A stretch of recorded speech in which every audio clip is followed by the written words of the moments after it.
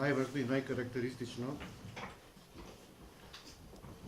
е дека досега на СОС телефонот си имаат за овие 26 години, колку што постои, октомври 1993 година, јавено или дојавувано 20.742 деца, родители, најблиски и соседи.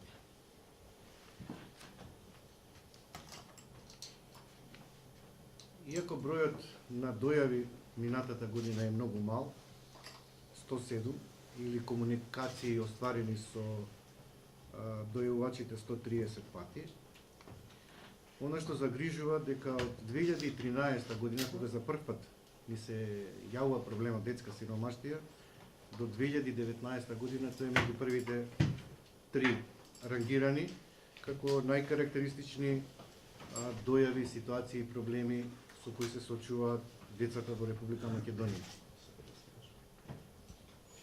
За жал мора да констатираме дека од вкупните регистрирани дојави во изминатата 2018 година, над 30% од дојавувачите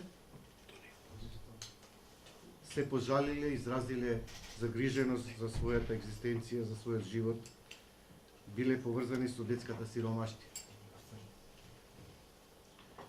Детската сиромаштија која директно ги погодува најранливите децата, кои се исклучени од образование, чиј труд се злоупотребува, деца кои се жртви на трговија, детска проституција, питачење и други најлоши форми на злоупотреба на детскиот труд.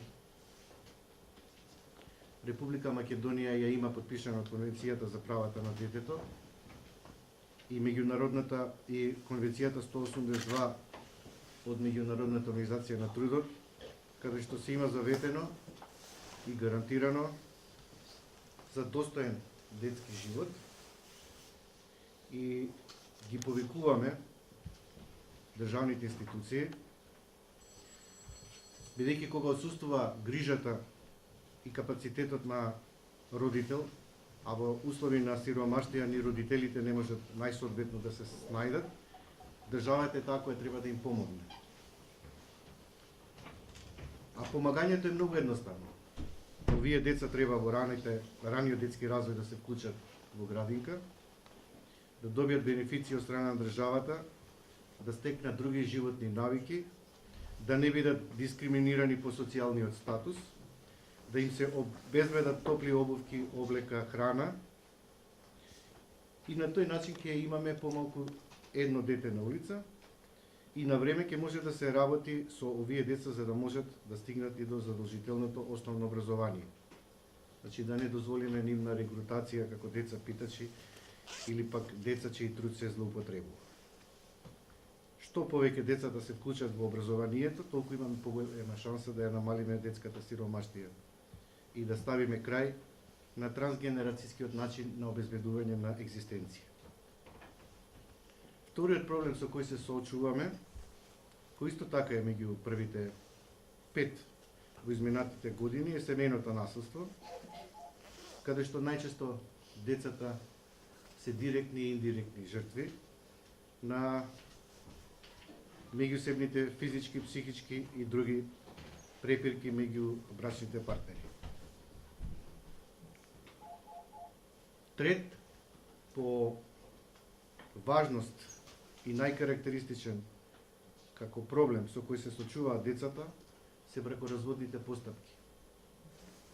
Имено знаете дека нашиот став е дека кога се разведуваат родителите, не се разведуваат и родителите, туку родителството е обврска до крајот на животот. Ние ја поддржуваме иницијативата за заедничко и одговорно родителство и по развод и благодариме што и претениците и собранието ни дада поддршка за оваа иницијатива и се надеваме дека ќе има измени во Законот за семејство, каде што стартните позиции на двата родители ќе бидат еднакви и ќе можат квалитетно да остваруваат еднакво родителство и по развод.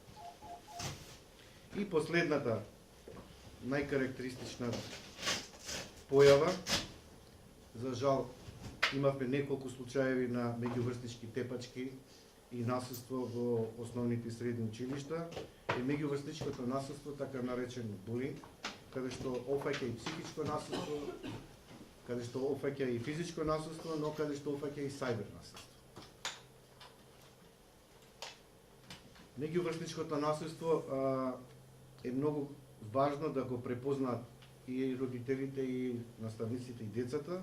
Тоа не значи секогаш дека се карактеризира со физичко насилство, туку некогаш можат зборовите кои ги упатуваат децата меѓусебно да повредат многу повеќе отколку самата физичка пресметка. Тоа е генерално 5 најважни карактеристични податоци на појави на нашиот SOS телефон за деца и млади за изминатата година. Благодарам.